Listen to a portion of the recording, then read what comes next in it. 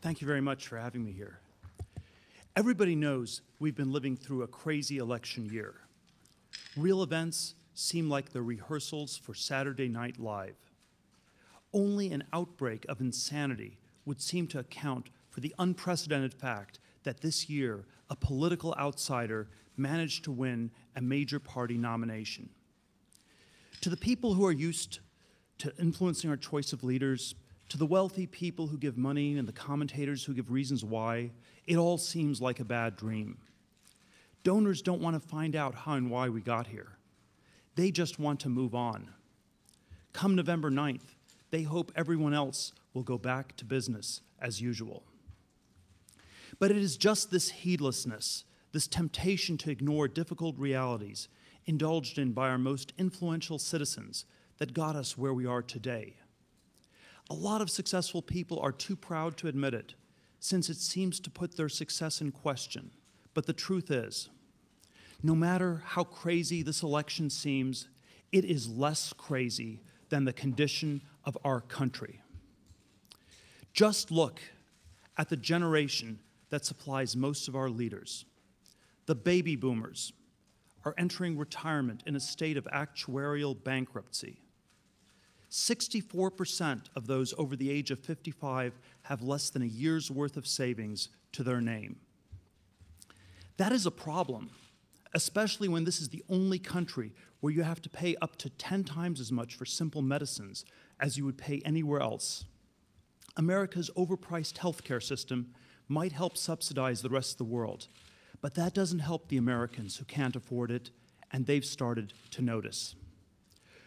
Our youngest citizens may not have huge medical bills, but their college tuition keeps on increasing faster than the rate of inflation, adding more every year to our $1.3 trillion mountain of student debt. America has become the only country where students take on loans they can never escape, not even by declaring bankruptcy. Stuck in this broken system, millennials are the first generation who expect their own lives to be worse than the lives of their parents. While American families' expenses have been increasing relentlessly, their incomes have been stagnant.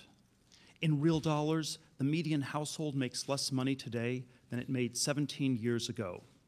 Nearly half of Americans wouldn't be able to come up with $400 if they needed it for an emergency. Yet while households struggle to keep up with the challenges of everyday life, the government is wasting trillions of dollars of taxpayer money on faraway wars. Right now, we're fighting 5 of them: in Iraq, Syria, Libya, Yemen, and Somalia. Now, not everyone is hurting. In the wealthy suburbs that ring Washington, D.C., people are doing just fine. Where I work in Silicon Valley, people are doing just great. But most Americans don't live by the Beltway or the San Francisco Bay. Most Americans haven't been part of that prosperity. It shouldn't be surprising to see people vote for Bernie Sanders or for Donald Trump, who is the only outsider left in the race. Very few people who vote for president have ever thought of doing something so extreme as running for president. The people who run are often polarizing. This election year, both major candidates are imperfect people, to say the least. Now, I don't agree with everything Donald Trump has said and done, and I don't think the millions of other people voting for him do either. Nobody thinks his comments about women were acceptable. I agree, they were clearly offensive and inappropriate. But I don't think the voters pull the lever in order to endorse a candidate's flaws. It's not a lack of judgment that leads Americans to vote for Trump. We're voting for Trump because we judge the leadership of our country to have failed. This judgment has been hard to accept for some of the country's most fortunate, socially prominent people. It's certainly been hard to accept for Silicon Valley, where many people have learned to keep quiet if they dissent from the coastal bubble. louder voices have sent a message that they do not intend to tolerate the views of one half of the country. This intolerance has taken on some bizarre forms. The Advocate, a magazine which once praised me as a gay innovator, even published an article saying that as of now I am, and I quote, not a gay man, unquote, because I don't agree with their politics. The lie behind the buzzword of diversity could not be made more clear. If you don't conform, then you don't count as diverse, no matter what your personal background. Faced with such contempt, why do voters still support Donald Trump? Even if they think the American situation is serious, why would they think that Trump, of all people, could make it any better? I think it's because of the big things that Trump gets right. For example, free trade has not worked out well for all of America. It helps Trump that the other side just doesn't get it. All of our elites preach free trade. The highly educated people who make public policy explain that cheap imports make everyone a winner, according to economic theory. But in actual practice, we've lost tens of thousands of factories and millions of jobs to foreign trade. The heartland has been devastated. Maybe policymakers really believe that nobody loses, or maybe they don't worry about it too much because they think they're among the winners. The sheer size of the U.S. trade deficit shows that something has gone badly wrong. The most developed country in the world should be exporting capital to less developed countries. Instead, the United States is importing more than $500 billion every year. That money flows into financial assets. It distorts our economy in favor of more banking and more financialization, and it gives the well-connected people who benefit a reason to defend the status quo. But not everyone benefits, and the Trump voters know it. I think Trump voters are also tired of war. We have been at war for 15 years, and we have spent more than $4.6 trillion. More than 2 million people have lost their lives, and more than 5,000 American soldiers have been killed. But we haven't won. The Bush administration promised that $50 billion could bring democracy to Iraq.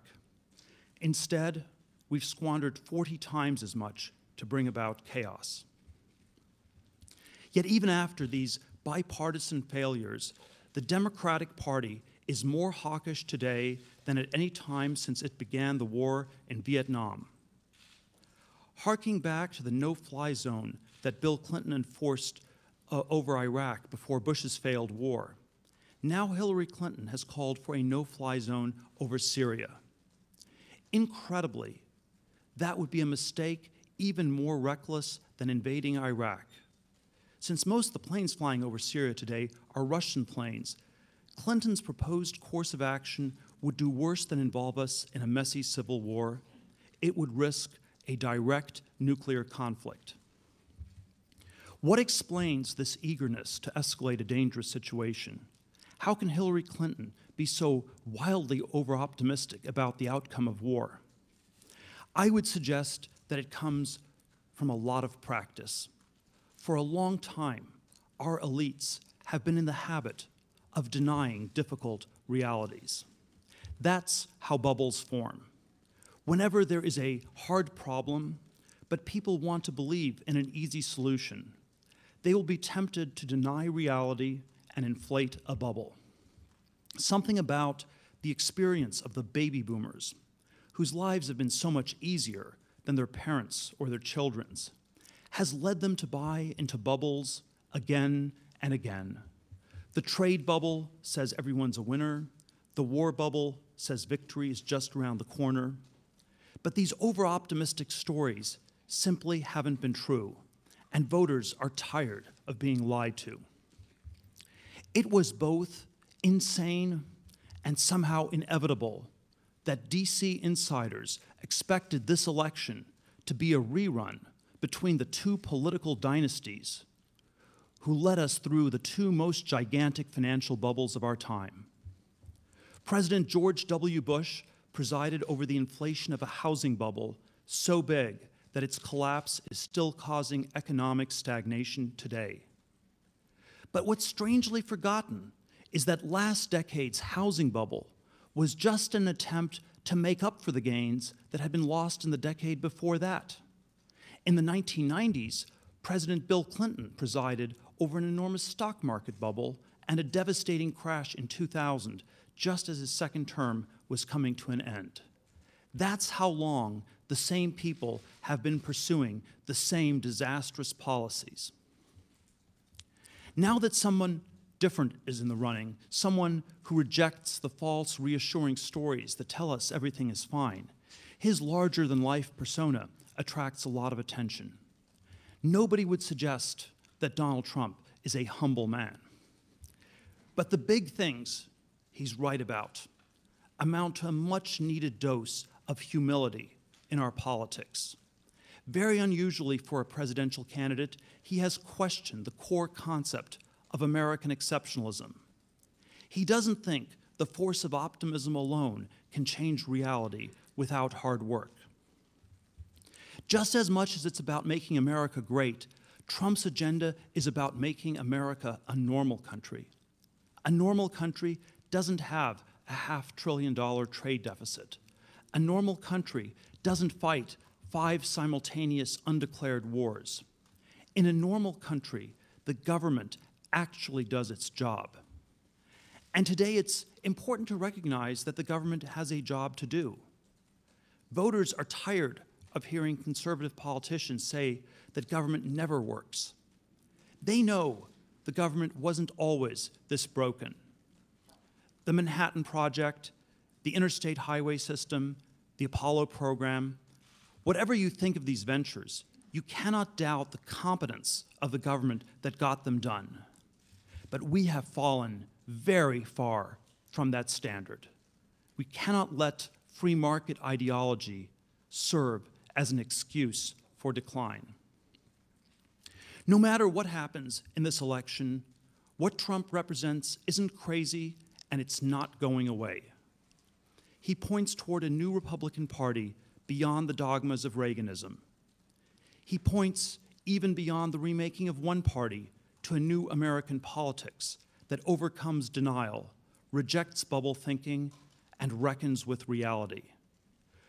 When the distracting spectacles of this election season are forgotten and the history of our time is written, the only important question will be whether or not that new politics came too late. Thank you.